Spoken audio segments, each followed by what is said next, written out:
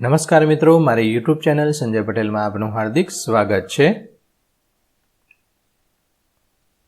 મિત્રો, આજે આપણે ધોરણ 9 વિષય છે ગુજરાતી, તેનો પાઠ 20, પાઠનું નામ છે સમાજ સમર્પિત શ્રેષ્ઠી। તેની સ્વઅધ્યયન પોથી જે આ વર્ષે નવી આવેલી છે તેનું સંપૂર્ણ સોલ્યુશન આજે આપણે આ વિડીયોની અંદર જોવાના છીએ।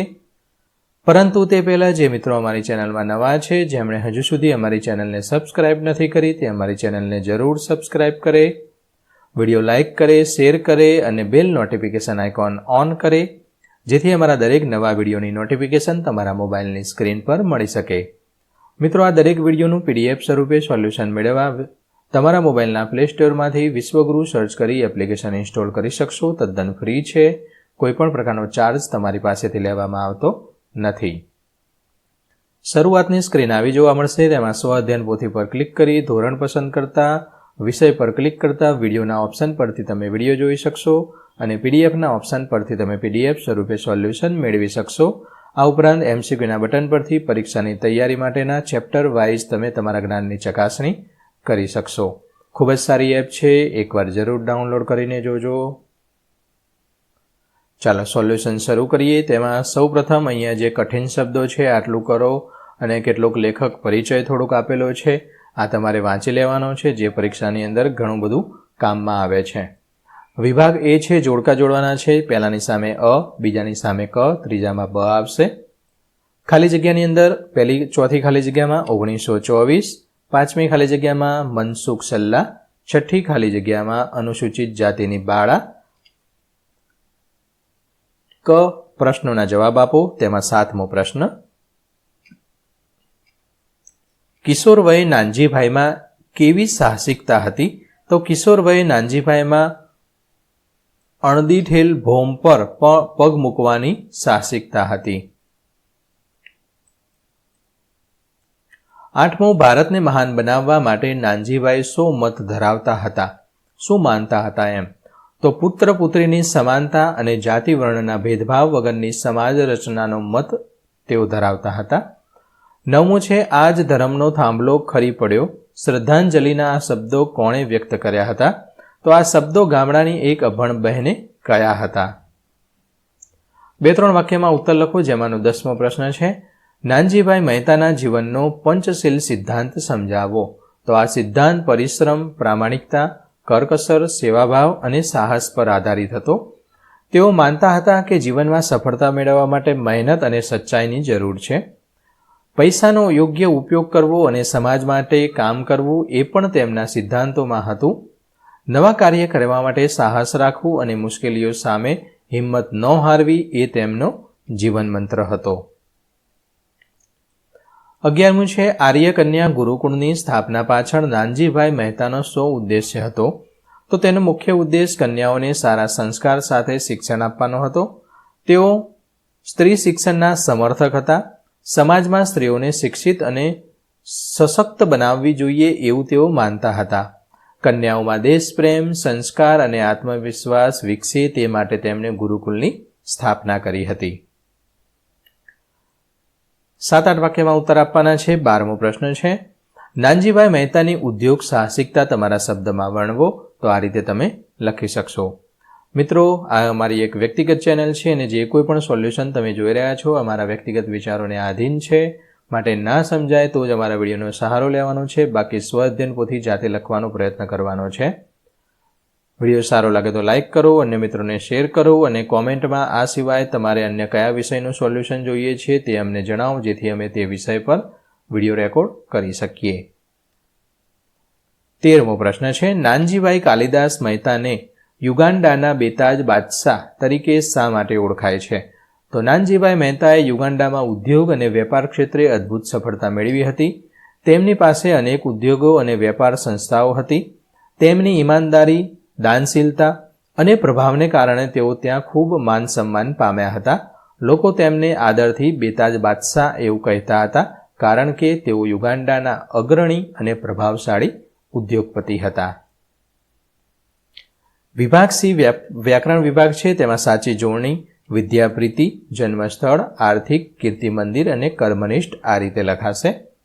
રેખાંકિત શબ્દોના સંજ્ઞાના પ્રકાર આપવાના છે. નાનજીભાઈ વ્યક્તિ છે માટે વ્યક્તિવાચક સંજ્ઞા. ગરીબી એક ભાવ દર્શાવે છે તો ભાવવાચક સંજ્ઞા. તારક મંડળ એક આખું સમૂહ છે, મંડળ આવ્યું એટલા માટે તો સમૂહવાચક.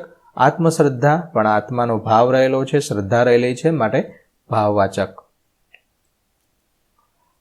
સમાનાર્થી શબ્દો. નિરક્ષરતા તો અભણ, પૃથ્વીનું ધરતી, પગરણ એટલે આરંભ, પગરણ કર્યું એમ શરૂઆત કરી.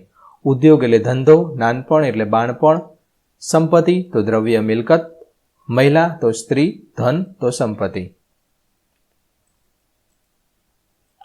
લિંગ ઓળખાવાના છે. ગરીબી કેવી, હું બોલું એ ખાસ ધ્યાન રાખજો. ગરીબી કેવી તો સ્ત્રીલિંગ.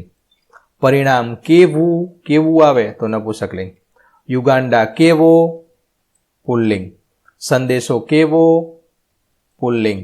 શિક્ષણ કેવું, કેવું આવે એટલે નપુંસકલિંગ. કેવું, કેવી એવું આવે ને, કેવું આવે એટલે. કેવી આવે એટલે સ્ત્રીલિંગ, કેવો આવે તો નપુંસકલિંગ. નીચેના શબ્દોમાં કયો પ્રત્યય રહેલો છે તે જણાવવાનું છે. તો અહીંયા મુસાફરી પર પ્રત્યય, વડલો પર પ્રત્યય, નિરક્ષરતા પર પ્રત્યય, પ્રાથમિક પર પ્રત્યય અને વિકાસ પૂર્વ પ્રત્યય. 19મું છે રૂઢિપ્રયોગનો અર્થ ધરાવતો વિકલ્પ શોધીને લખવાનો છે. આકાશ પાતાળ એક કરવું એટલે કે કોઈ પણ સંજોગોમાં આપણે જે ધાર્યું હોય એને કરવાનું જ, મહેનત કરીને સફળ થવાનું જ, એટલે કે મહાપ્રયત્ન કરવો. ગમે એમ થાય પણ કામ કરવાનું, એ વસ્તુ કરવું એટલે કરવું મારે. નવા પગરણ માંડવા તો નવી શરૂઆત કરવી. શબ્દ સમૂહ માટે એક શબ્દ. પહેલું મહાજનના આગેવાન, શ્રેષ્ઠી.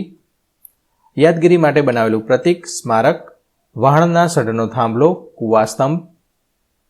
આજીવન કેદની સજા, આજીવન કારાવાસ. ઉકેલી ન શકાય તેવી સમસ્યા, વણ ઉકેલી સમસ્યા.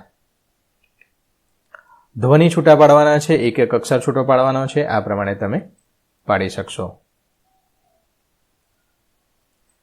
સમાસ ઓળખાવાનો છે. જન્મસ્થળ તત્પુરુષ સમાસ, સર્વોત્તમ સર્વમાં ઉત્તમ તો તત્પુરુષ સમાસ, ગુરુકુળ તો મધ્યમપુરુષલોપી, ચા કોફી ચા અને કોફી અને આવે તો વચ્ચે દ્વંદ્વ, મહાનુભાવો કર્મધારય. સર્વનામ શોધી પ્રકાર, એમણે પુરુષવાચક અને એ સંકેતવાચક. હવે વિભાગ ડી છે લેખન વિભાગ. તેમાં પરિશ્રમ એ જ પારસમણી અથવા જીવનમાં શ્રમનું મહત્વ. અહીંયા તમારે લેખન છે એની અંદર નિબંધ તમારે લખવાનો છે.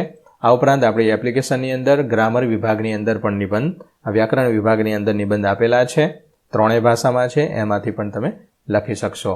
તો વિભાગ ડી લેખન વિભાગ, તો આ પ્રમાણે તમારે નિબંધ લખી શકશો. પરિશ્રમ એ જ પારસમણી એટલે કે જીવનમાં શ્રમનું મહત્વ. જીવનમાં હંમેશા આગળ વધવું હોય તો મહેનત કરવી પડે. એ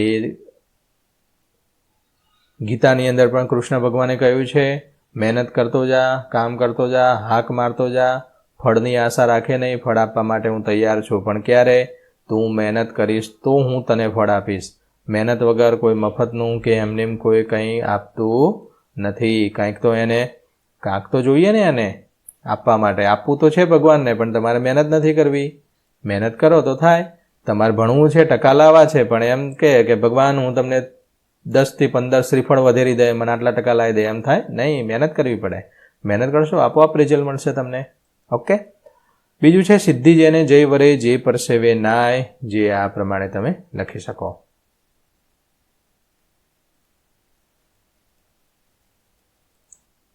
તો મિત્રો આશા રાખું કે આ વિડીયો છે તેનું સોલ્યુશન તમને સારી રીતે સમજાઈ ગયું હશે. દરેક વિડીયોનું PDF સ્વરૂપે સોલ્યુશન મેળવવા માટે તમારા મોબાઈલના પ્લે સ્ટોરમાં વિશ્વગુરુ એપ ઇન્સ્ટોલ કરો, જેની અંદર આવા કહેવતો, વિચાર વિસ્તાર, નિબંધો આ દરેક વસ્તુ વ્યાકરણ વિભાગની અંદર આપેલું છે. બાકી સ્વઅધ્યયન પોથીવાળા સેક્શનની અંદર આ દરેક વિષયની સ્વાધ્યાય પોથીની PDF અને વિડીયો મૂકેલા છે. આ ઉપરાંત MCQ પણ છે. MCQ રમી પણ તમે શકશો અને તમારા જ્ઞાનની ચકાસણી કરી શકશો. ફરી મળીશું આગળના વિડીયોમાં. ત્યાં સુધી આવજો.